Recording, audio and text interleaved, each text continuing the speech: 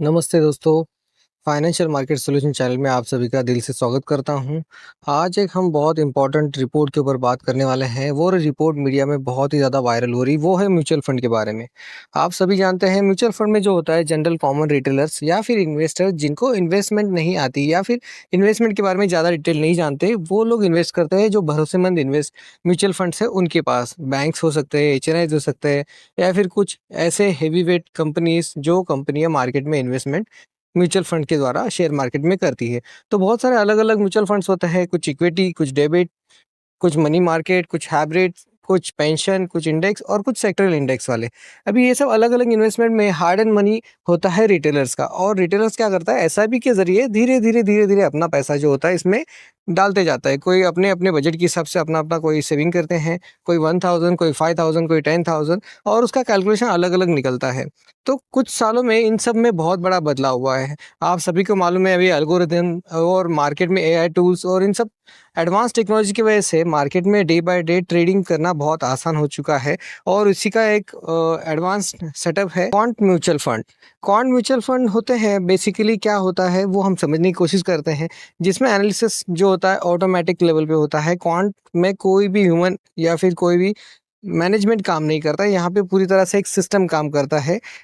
Quants में क्या है, बहुत सारे अलग-अलग सॉफ्टवेयर्स, अलग-अलग टूल्स यूज़ किए जाते हैं और उसको एल्गोरिदम में डिज़ाइन किया इस तरह से जाता है कि डिसीजंस वो खुद ब खुद ले, और उसमें कुछ लॉन्ग टर्म, कुछ शॉर्ट टर्म के इन्वेस्टमेंट भी किए जाते हैं। तो ये सब बेसिकली सिस्टम खुद करता है, तो इसके एडवांटेज बहुत सारे होते हैं दोस्तों।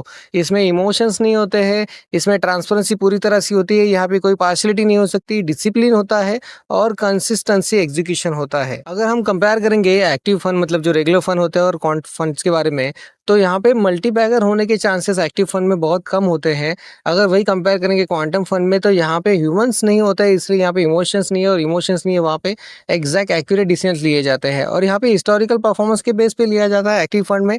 यहाँ पे भी हिस्टोरिकल डेटा बेस के हिसाब से, बट एक्यूरेसी लेवल बहुत ज़्यादा होती है।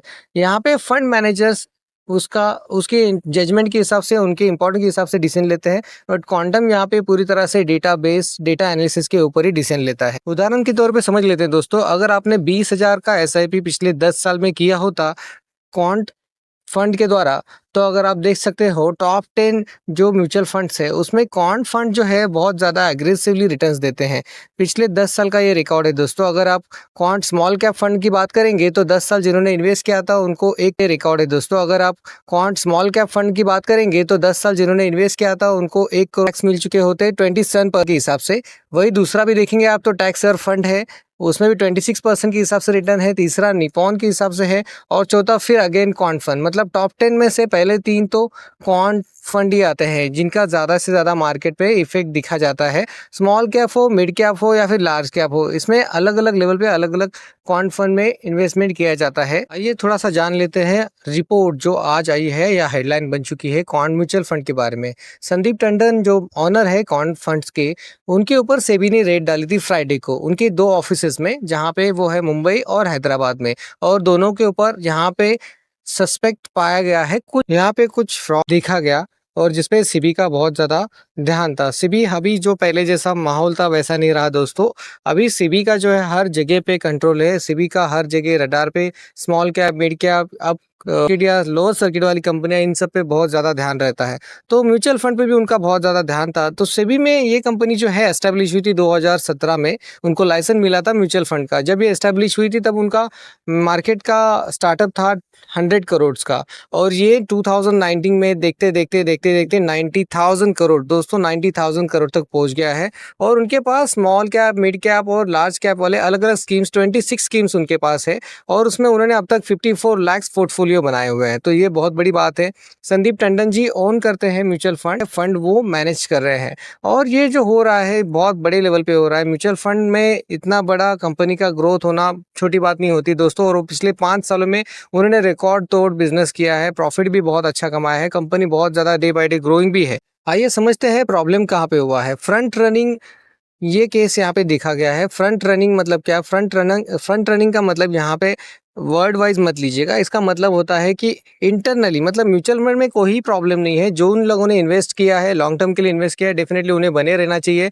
शॉर्ट टर्म में इन्वेस्ट किया है तो भी बने रहना चाहिए। यहाँ पे किसी को कोई भी फंड निकालने की ज़रूरत नहीं, या फिर किसी भी और म्यूचुअल फंड में जाने की ज़रूरत नहीं है। मैं आपको फिर से एक बार बता देता हूँ, ये कंपनी बहुत ही अच्छा दे रही है रिटर्न, और म्यूचुअल फंड में कोई दिक्कत नहीं है। यहाँ पे फ्रंट रनिंग का मतलब होता है कि कुछ इंटरनल लोग एग्जाम्पल के लिए ले लेते हैं कि XYZ कंपनी है, और XYZ कंपनी का मार्केट में 100 रुपये का शेयर है, और वो आगे चल के 120 रुपये होने वाला है। ये उनको पता चला उनके सिस्टम के थ्रू, तो वो पर्सनल लेवल पे अपने किसी रिलेटिव फैमिली मेंबर्स के थ्रू उसमें बाइंग करवाते थे। और उसके बाद जब उनका फंड मार्केट में उसी फंड को बाय करता था, तब उनका डेफिनेटली ऑटोमेटिकली शेयर्स जो था 120 के ऊपर ही जाता था। तब वो 120 के ऊपर अपना प्रॉफिट बुक करते थे। इसको फ्रंट रनिंग कहते हैं दोस्तों। तो वो इलीगली यहाँ पे चल रहा था, तो उनके कुछ ब्रोकर्स, कुछ मैनेजर्स और कुछ फंड मैनेजर्स यहाँ पे ये सब इलीगल एक्टिविटीज़ करते हुए देखे गए हैं। और दोस्तों यहाँ पे इसमें बताने वाली बात ये, 1000 के near about small cap fund में ऐसा कोई इशू हुआ है, ऐसा देखने को मिल रहा है। बट ये सब खबरें हैं दोस्तों, अभी तक कंफर्म न्यूज़ नहीं है। ये सब कंफर्म न्यूज़ हमें जब सेबी डिक्लेयर करेगा तभी हमें पता चलेगा। अभी तो ये जस्ट न्यूज़ में हमें पता चल रहा है। आगे चल के इसका क्लेरिफिकेशन मिलेगा, तभी हम बोल सकते हैं कि उनके ऊपर कोई बड़ा एक्शन होते हुए हमें देखने को मिलेगा। फिलहाल के लिए हम इतना ही कह सकते हैं कि मार्केट में ये कंपनी बहुत अच्छी है, इनका परफॉर्मेंस बहुत अच्छा है, ओवरऑल सीनियर भी बहुत अच्छे हैं, और बहुत सारे ऐसे फ्रंट रनिंग केसेस प्रीवियसली भी देखे गए हैं। अगर हम एक्सिस बैंक की करें बात, तो एक्सिस बैंक में भी पिछले कुछ सालों पहले वीरेश जोशी को भी सेबी ने इसी तरह से पकड़ा था, और उसके ऊपर जब एलिगेशन लगे थे, उसके बाद उसके ऊपर पूरी तरह से इंक्वायरी बैठी थी, और उसके बाद उनको पता चला बहुत बड़ा फ्रॉड हो चुका है, और उस फ्रॉड में उनको सेबी ने कम्प्लीटली मार्केट से बैन कर दिया है, और अभी वो मार्केट में कोई भी किसी प्रकार से एक्टिविटीज़ नहीं कर सकते हैं। तो देखने वाली बात यह है दोस्तों कि सेबी म्यूचुअल फंड में कोई भी फ्रॉड नहीं हुआ है।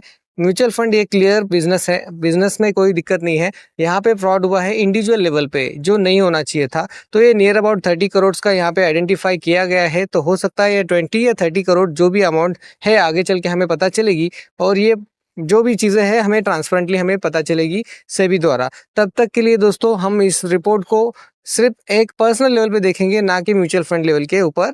आप सभी को फिर से एक बार मैं बताना चाहूँगा, ये सब वीडियो बनाने के लिए बहुत ज़्यादा मेहनत लगती है दोस्तों। अगर वीडियो आपको अच्छा लगा हो तो प्लीज़ शेयर करना ना भूलें, और लाइक करना ना भूलें। Thank you very much.